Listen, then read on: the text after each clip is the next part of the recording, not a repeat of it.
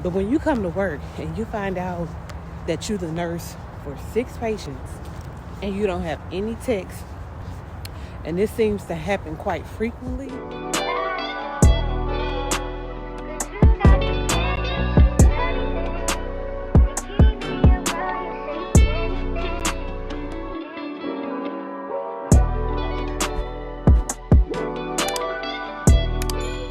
Hey y'all, hey, good morning. It is your girl Nurse T.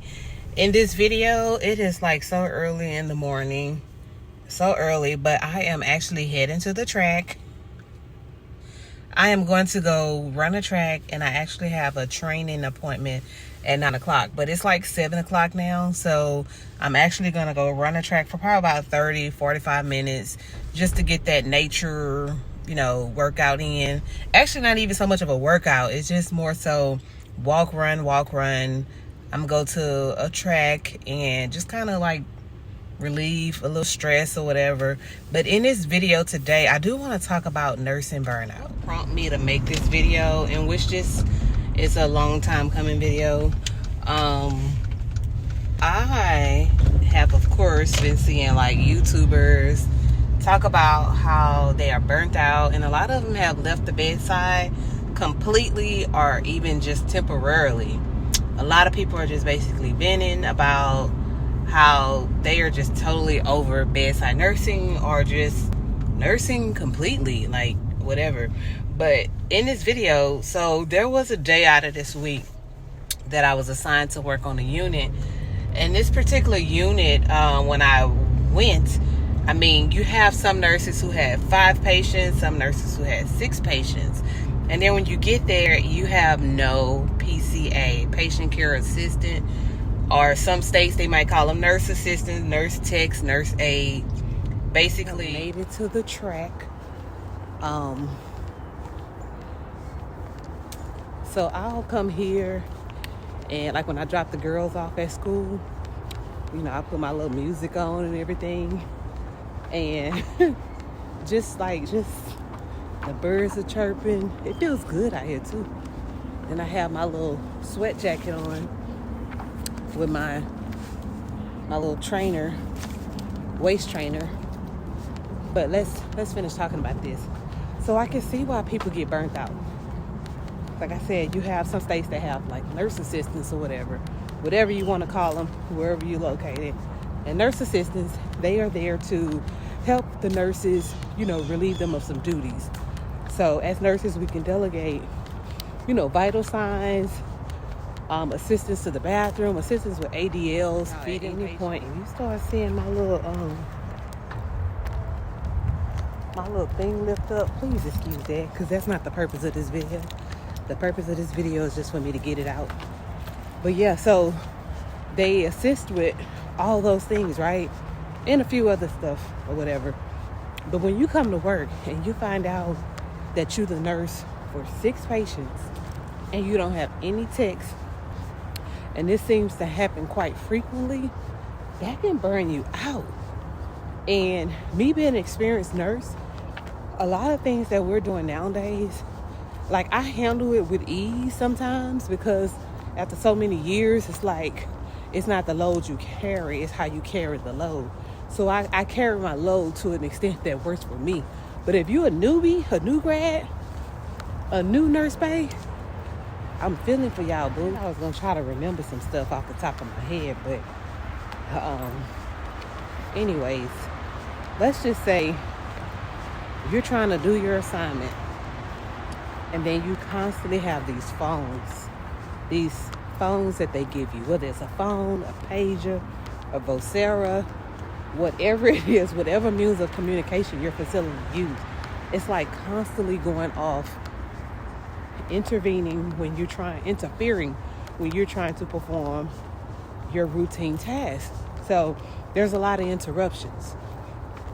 And then you have to stop and do things that you would normally have help to do, such as feeding patients, take patients to the bathroom, do the vital signs, a bunch of things that can have your load relieved if you have help. But a lot of times we're not having help. Like, even at this point, I mean, even at this point, like even the nurse assistants are getting burnt out. I'm gonna tell you a thing that I noticed too. They changed the grid, the census grid or whatever. So if you have an X amount of patients, like your census is a certain amount, then it's going to require a certain amount of nurses, a certain amount of assistants.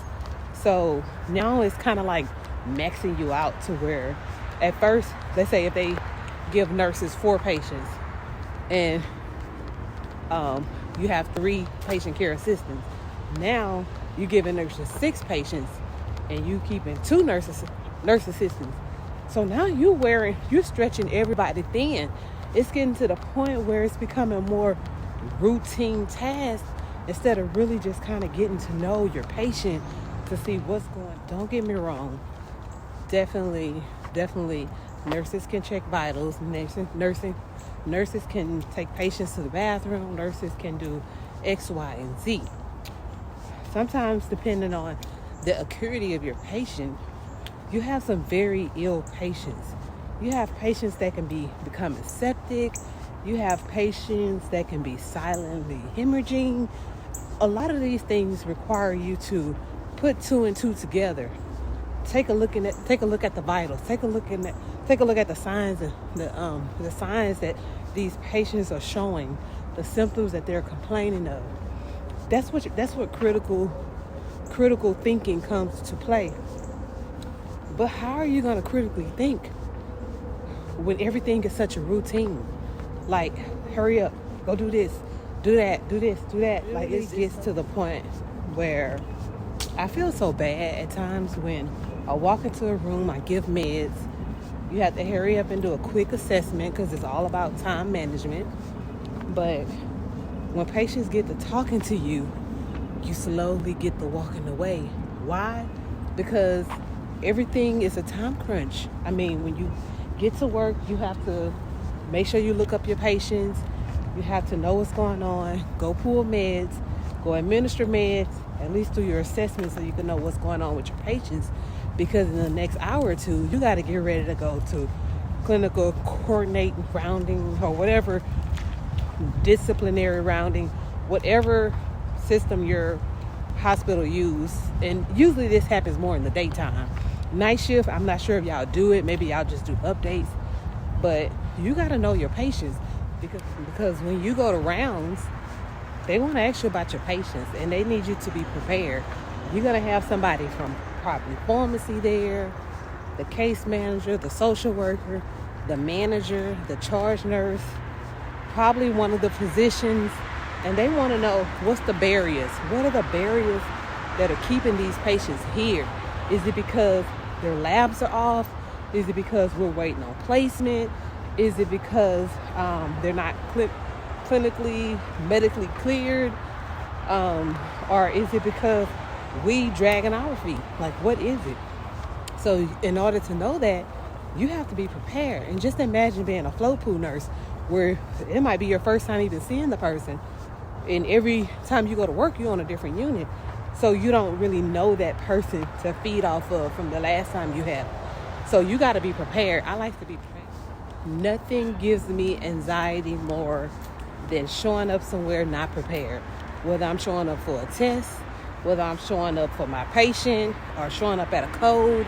Like, even if you sense that a patient is going down, you better hurry up and gather your facts. Why? Because you the nurse. That's the first thing they're going to ask. Who's the nurse?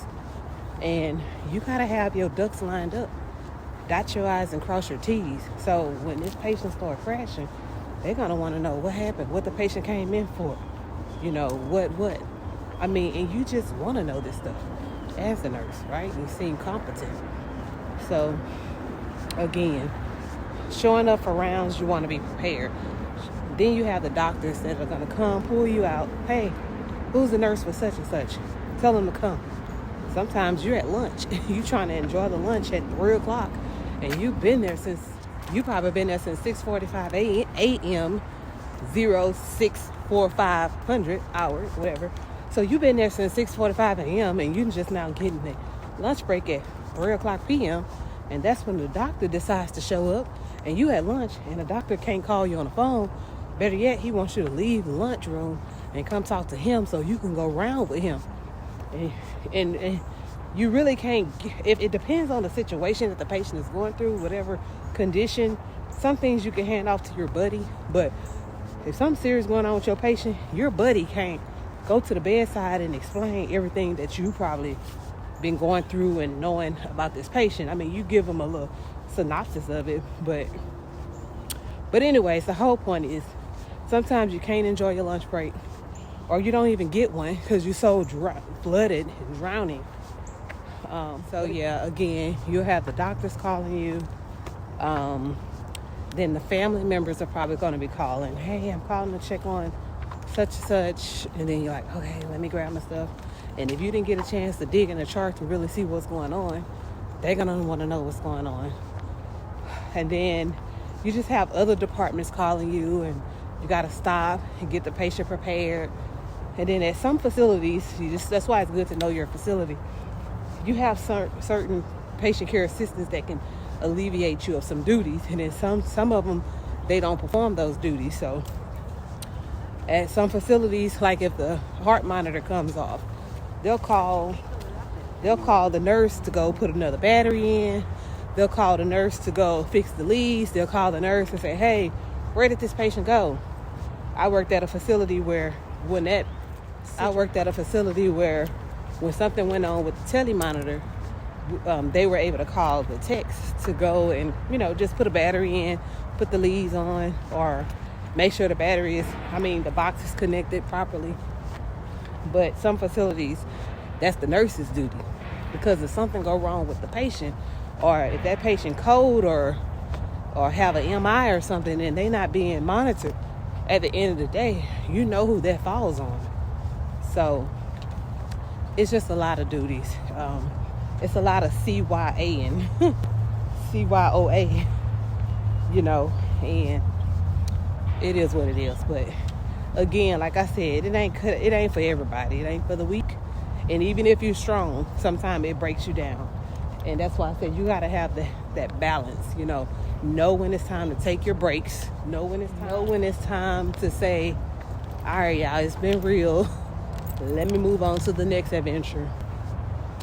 But yeah, and that could be a lot for a new nurse. It could be a lot. So, but anyways, I'm not going to keep rambling. If I forgot to include anything, I'll make a part 2 of this, because I feel like there's more that I need to share. Because I have actually asked new nurses what drives them to wanting to leave after they've been there only for like a year or so. And I got some pretty good feedback, but I don't have all that information with me now. I decided to just do this now just to have a means of posting something, because again, I'm trying to be consistent. A little buddy back there. Those chihuahuas be on something. But yeah, I'm trying to be consistent, y'all. If you haven't already, like the video, hit the subscribe button. I'm working on these videos, y'all, but stay real with me.